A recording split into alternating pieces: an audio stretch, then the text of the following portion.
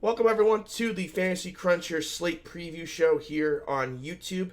I'm CJ Kaltenbach, otherwise known as The Siege across the DFS industry. I'm going to walk you through this 9-game slate using Fantasy Cruncher and some of its amazing tools. If you don't have Fantasy Cruncher, go to fantasycruncher.com. We also have a ton of free articles over there, including the 4 that I did today. I did the Primer, the DK Core Plays and Cheat Sheet, the Fantasy Draft Core Plays and Cheat Sheet, and the Yahoo Core Plays and Cheat Sheet. So check them all out. They're all free over at fantasycruncher.com. And with that, obviously, of course, we'll have a promo at the end, but please do subscribe and like. Really does help us out a ton. Greatly do appreciate it. Okay, let's get started. Charlotte at New York. Or, I'm sorry, New York at Charlotte. Charlotte, the 1-point dog here. Devontae Graham, we haven't heard anything. I expect him to play today after sitting yesterday. So we'll kind of just play this one by ear. If he plays, basically all of Charlotte's overpriced. Should he sit again, it's basically all the same chalk plays that busted yesterday you would go back to. But certainly not a situation that I'm in any sort of love with. If we go to the Knicks, similar situation. Elf Payton expected to be back. Really takes R.J. Barrett and Dennis Smith Jr. out of play. The only play I really like here is Mitchell Robinson, 5,100. You know, you never know what you're going to get for minutes with him, but like when he gets the big minutes, he's going to outperform this price in a tournament-winning way.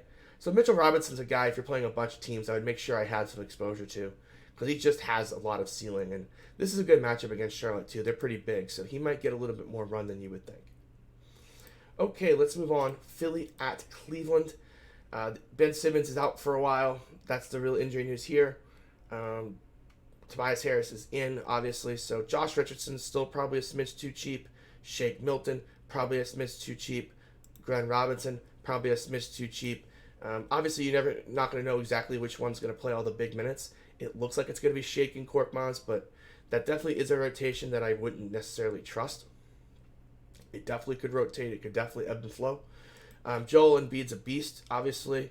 Atlanta's a fantastic matchup, but Cleveland isn't the free matchup against centers it has been all year.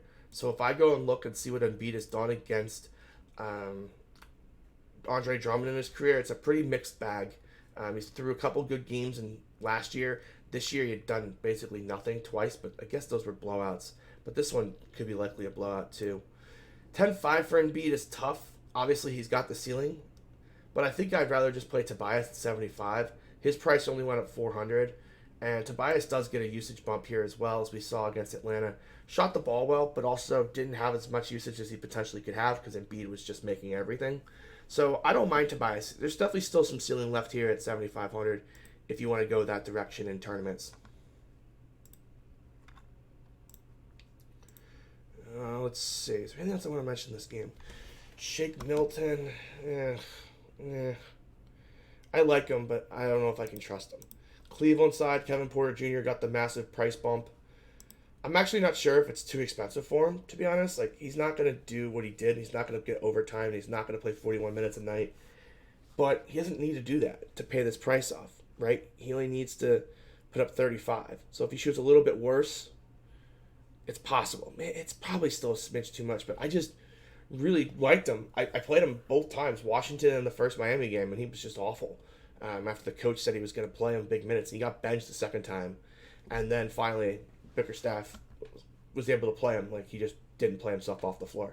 I don't blame Bickerstaff for benching him, but he was awful. But Kevin Porter definitely responded against Miami. So it's a good spot. Price is probably a smidge too high, but if there's a lack of value, if some things don't open up, then I definitely can see it.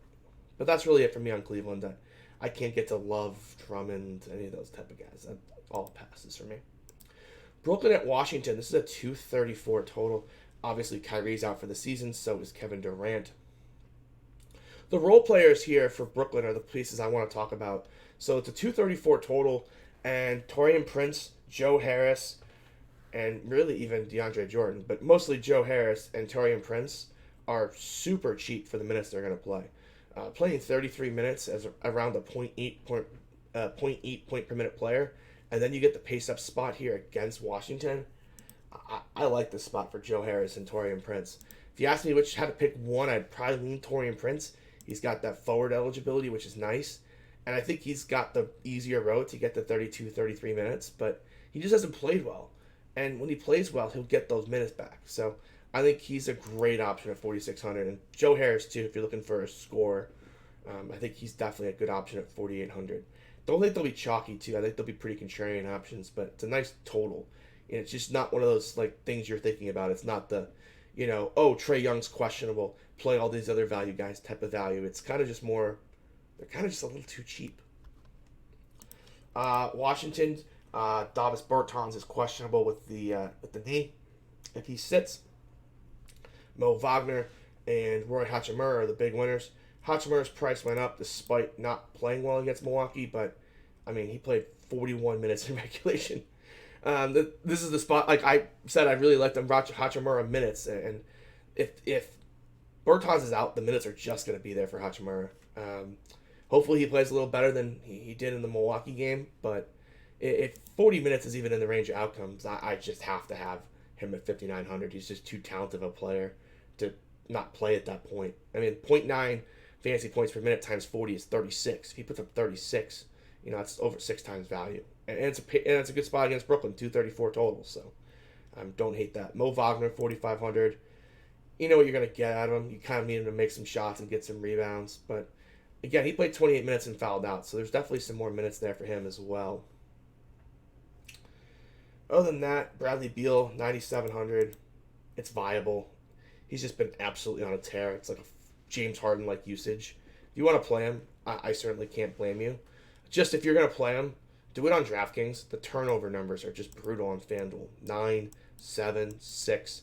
And honestly, against the Nets wing defenders, I would expect that number to be pretty high today as well. So kind of more of a DraftKings play, especially if he's going to be chucking up a ton of threes. But, we saw this with Dame Lillard. These guys can just go on absurd heaters. So I don't hate the idea. If you're going to play Bradley Beal, though, I would definitely make sure I had a net or two in that team. Okay, Orlando at Atlanta. Orlando 4-point favorites, and this spread was probably taken before the big news of the morning, which is Trae Young is questionable with an illness. If Trae Young sits, obviously, this changes everything for the Hawks. I expect Hunter and Devin to play. Let me double check that, but I'm pretty sure they're going to play. But this is an important analysis, so let me just... Oh, Trae Young flu. Oh, he's definitely out. Questionable, my ass. I'm going to assume he's out, but Hunter's not on the injury report, and Dwayne Denman is probable. That's what I thought. Is Bembry back? Because we might need him. He will not suit up. Okay. So, we're basically without Capella. We're without Bembry. Scalabrine is terrible.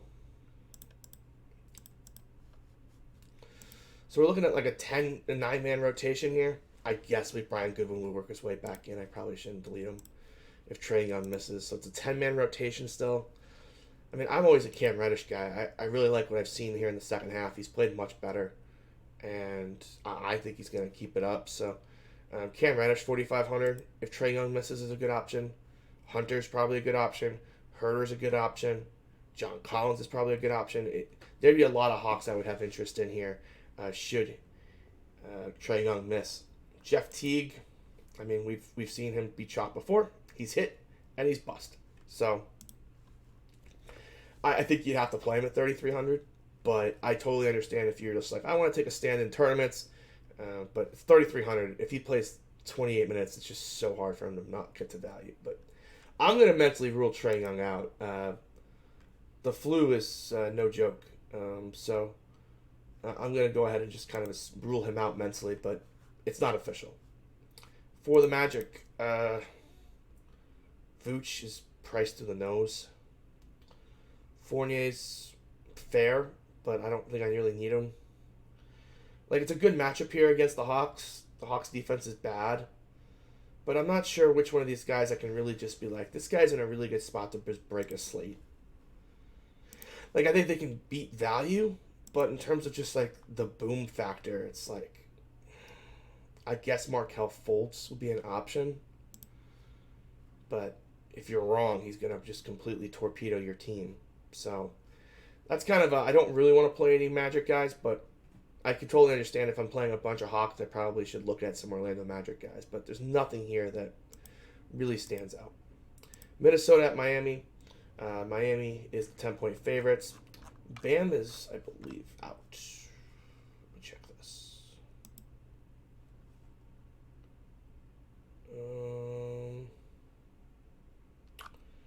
Maybe not. I don't see him on the injury report here.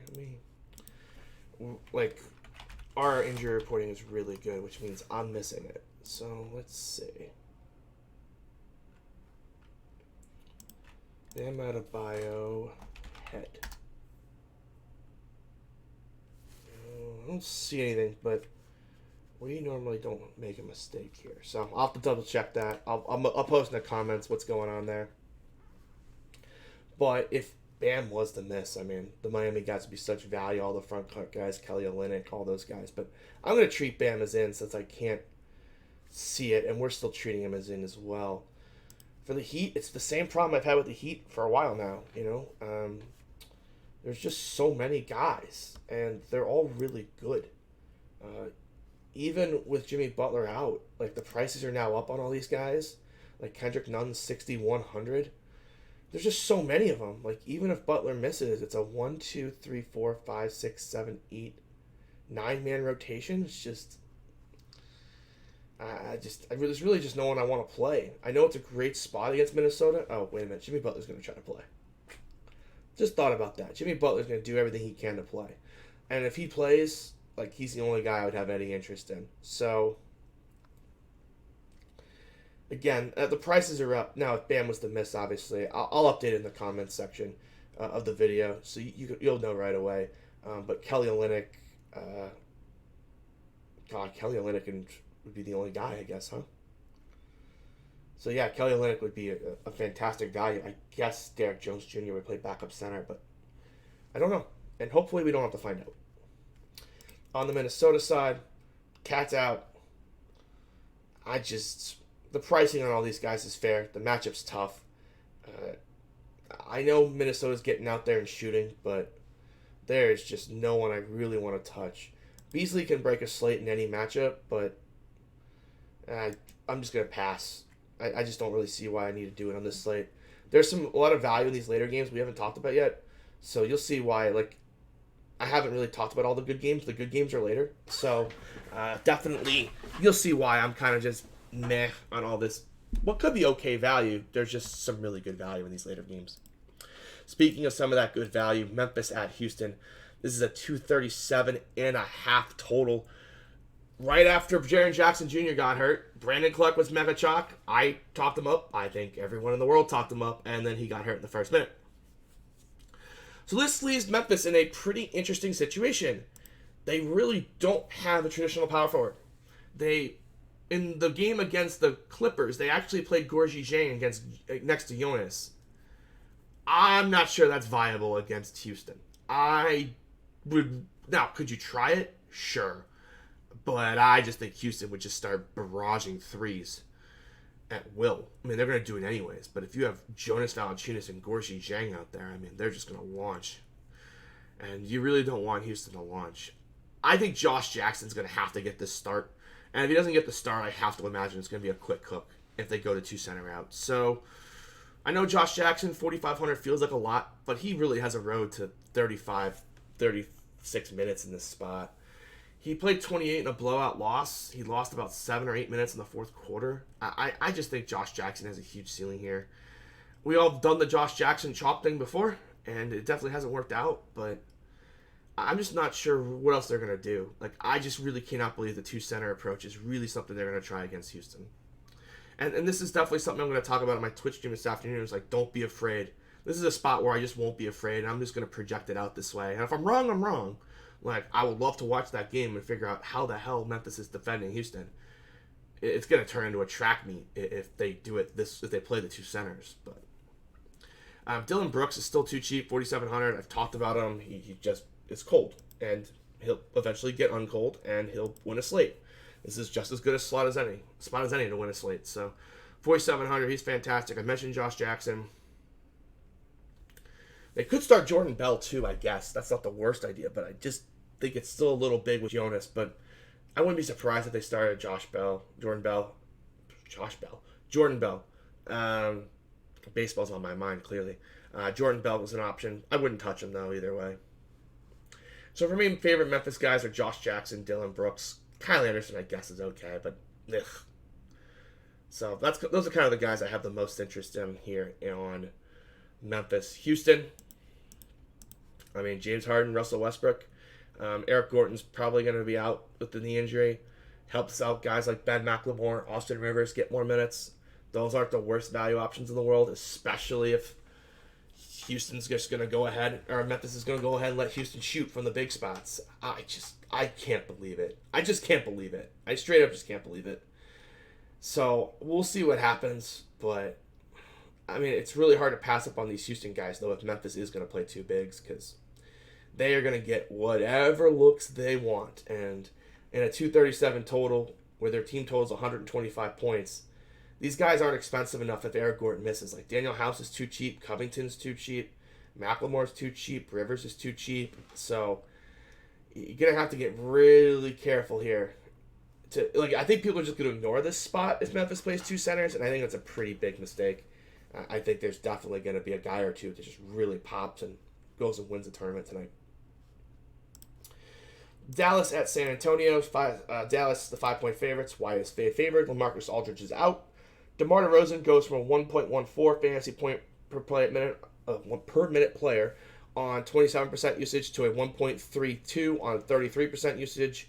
His price has actually gone down on DraftKings. He's kind of a lock. And then you have, who's actually going to replace him on the floor? Trey Lyles and Jakob Poeltl. We actually have Poeltl projected for 11 times value. I think that's a little ambitious on the minutes, but that's the ceiling. Like, he definitely can break the slate.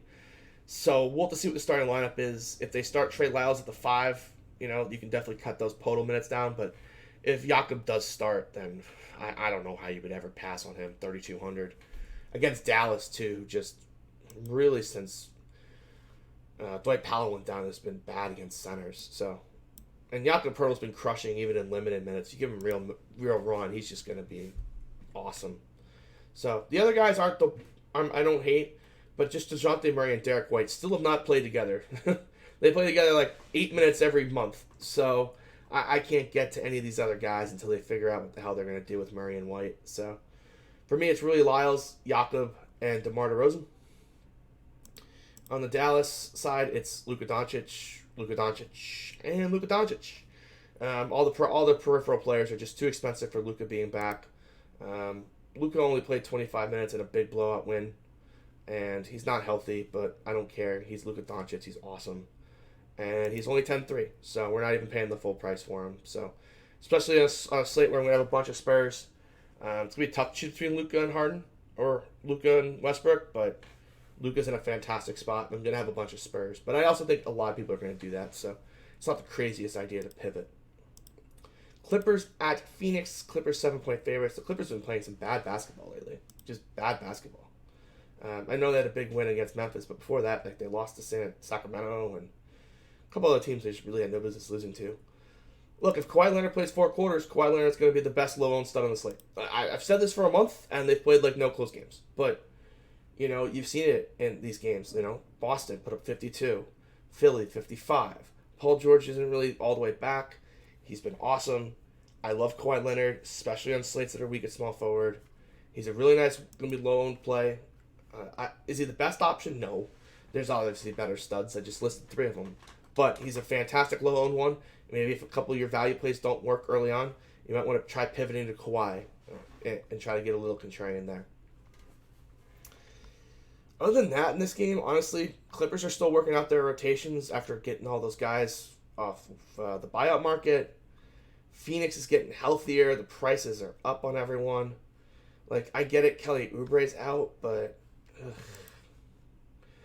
Cam Johnson is back, and Dario Saric is back, and I don't trust either one of those guys to get their minutes consistently.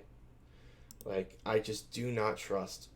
Mikal Bridges is probably the best of the bunch, but he is the lowest usage player in the world. he is the epitome. Him and PJ Tucker could have a really nice go stand in the corner competition because, if you roster Mikal Bridges, just do not watch the game. It is the epitome of torture. I have done it on way too many occasions, but he does have those breakout games. Like on 9% usage, he puts up 28 fantasy points, and he's put up 35. So, I can't say it's the worst idea in the world. Like, he's going to project out well, and I'm just scared. With Cam Johnson and Sarge back, it's no Lockley just plays 36 minutes if he's playing bad. But if he's playing bad, he's probably not going to be on the tournament winning team anyways. So, other than that, I'm not touching Devin Booker or DeAndre Ayton at that price. With Baines back, I just can't. So, let's move on to the final game of the night. Celtics at Utah. Utah 4-point favorite. This is a trap. I know this is a trap. I'm just going to say this right out. The Portland to Utah back-to-back is one of the most brutal back-to-backs in the NBA that they still allow. The only ones that are more brutal have been banned. So, you won't see Portland to Denver back-to-back, for example. Like, the NBA just banned it. They will not let it be on the schedule. It was too much of an edge for Denver because both airports are forever away. But Salt Lake City's airport isn't exactly right there either.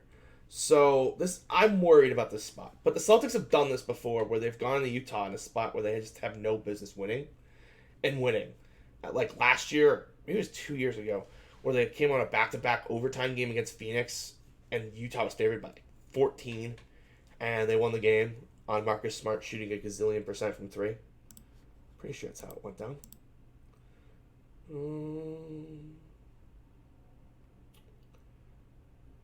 No. Someone shot lights out at Utah. Can't figure out who it was. Anyways, the Celtics' prices are cheap. So I know Jason Tatum has been Superman lately, and don't get me wrong, there's no one who's happier for him being Superman than me. But everyone else here is still a little too cheap. Jalen at 6'7", still a little too cheap, especially with the lack of the Celtics bench depth right now. They're basically playing 6 guys, 7 guys, huge minutes here.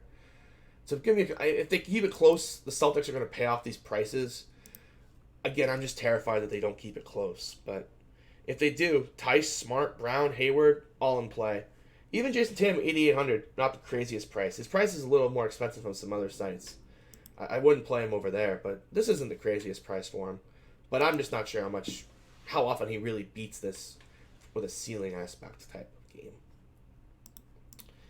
Utah side, I've just written off Utah. I know their rotation is short, but I just have no idea who's going to... Donovan Mitchell just finally put up a ceiling game. He just hasn't done it very often. And I don't want to go back there. Clarkson off the bench, no. Conley at 5K, I guess. But we've got better options than those other games than this. I would rather roster all those Houston guys in the 4K range than Mike Conley. So, really, it's going to just be a Celtic or two, I think. Although I'm going to really run it back with a Jazz. 218, that's one of the slower totals on the night. So, definitely a situation where I think I would rather just go ahead and play a Celtic alone. So, just to recap the stars that I like, Harden, Luka, Westbrook, and Leonard are that top tier star.